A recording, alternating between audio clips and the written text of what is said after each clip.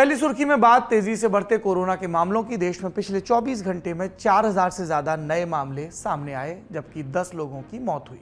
इनमें से अकेले केरल में 1370 नए केस मिले हैं।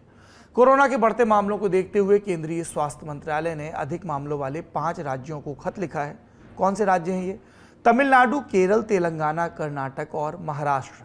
स्वास्थ्य मंत्रालय ने अपने पत्र में इन राज्यों को निर्देश दिया कि कोरोना की निगरानी करें ताकि संक्रमण के प्रसार को प्रभावी ढंग से ट्रैक किया जा सके।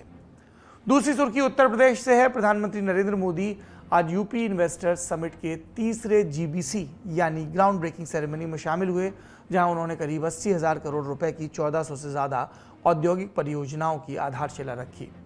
कार्यक्रम को संबोधित करते हुए प्रधानमंत्री मोदी ने कहा कि अगले 10 वर्ष में ये यूपी ही होगा जो 21वीं सदी में भारत की ग्रोथ को मोमेंटम देगा। सुनिए। उत्तर प्रदेश की युवा शक्ति में वो सामर्थ्य है कि आपके सपनों और संकल्पों को नई उड़ान, नई ऊंचाई देने का सामर्थ्य उत्तर प्रदेश के नौजवानों में है। और आप जिस संकल्प को लेकर के आए हैं, उत्तर प्रदेश के नौजवानों का परिश्रम, उनका पुरुषार्थ, उनका सामर्थ्य, उनकी समझ, उनका समर्पण आपके सभी सपने, संकल्पों को सिद्ध करके रहेगा, ये मैं आपको विश्वास दिलाता हूं। योगी आदित्यनाथ के मुख्यमंत्री बनने के बाद साल 2018 में इन्वेस्टर्स समिट का आयोजन हुआ था, जिसमें 4,68,000 करोड़ रुपए के निवेश प्रस्ताव आए थे। इसके बाद 2 बार ग्राउंड ब्रेकिंग सेरेमनी भी आयोजित हुई, जिसमें इन प्रस्तावों पर आगे की कार्रवाई की खबर मिली। आज तीसरी ग्राउंड ब्रेकिंग सेरेमनी थी। मुख्यमंत्री योगी आदित्यनाथ ने इस मौके पर इन्वेस्टर्स को भरोसा दिलाते हुए कहा कि प्रदेश में आपका निवेश सुरक्षित होगा और यूपी सरकार इन्वेस्टर्स को हर किस्म का संरक्षण देगी। 80,000 करोड़ रुपए की लागत से नई परियोजनाओं के कार्य को आगे बढ़ाने की दिशा से यह कार्यक्रम आज यहां पर प्रारंभ हो रहा है।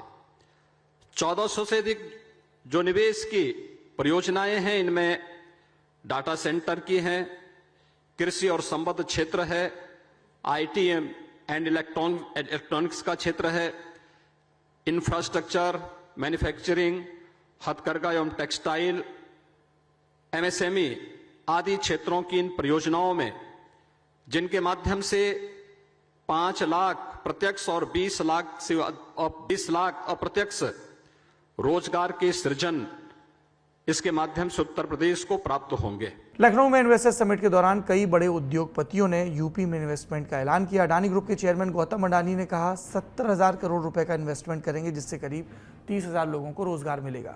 आदित्य बिड़ला ग्रुप के अध्यक्ष कुमार मंगलम बिड़ला ने 40,000 करोड़, हीरानंदानी ग्रुप के एमडी निरंजन हीरानंदानी ने डेटा सेंटर को लेकर हर साल 1,000 करोड़ के निवेश का ऐलान किया। इस मौके पर प्रधानमंत्री नरेंद्र मोदी ने बतौर सांसद भी अपना दायित्व पूरा किया। कहा कि उद्योगपतियों को काशी आना चाहिए।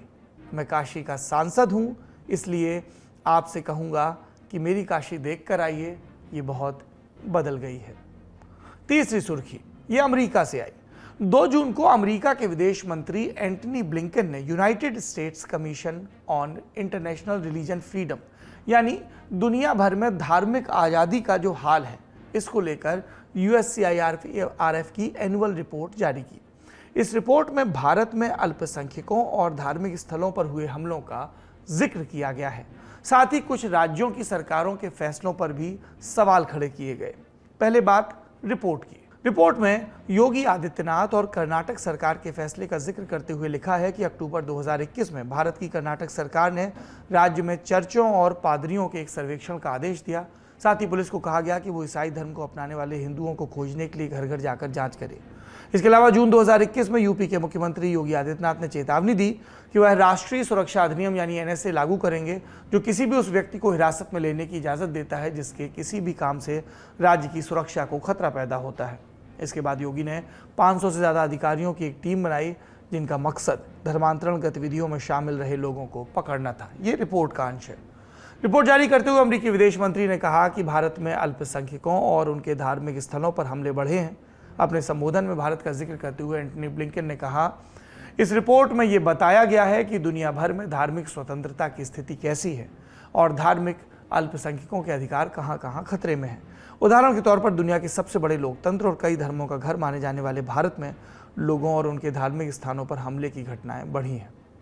ब्लिंकन की टिप्पणी पर भारत की तरफ से कड़ी प्रतिक्रिया आई। भारत सरकार ने इसे पक्षपातपूर्ण और वोट बैंक की राजनीति बताया। विदेश मंत्रालय के प्रवक्ता अरिंदम बागची की तरफ से जारी किए गए आधिकारिक बयान में कहा गया कि यह दुर्भाग्यपूर्ण है कि अंतर्राष्ट्रीय संबंधों में वोट बैंक की राजनीति की जा रही है। हम आग्रह करेंगे कि मोटिवेटेड इनपुट और पक्षपातपूर्ण विचारों के आधार पर आकलन से बचा जाए। स्वाभाविक रूप से बहुलवादी समाज के रूप में भारत धार्मिक स्वतंत्रता और मानवाधिकारों को महत्व देता है। अमेरिका के साथ बातचीत में हमने लगातार वहां के मुद्दों को उठाया है जिसमें नस्लीय और जातीय हमले, हेट क्राइम और बंदूक की हिंसा शामिल है।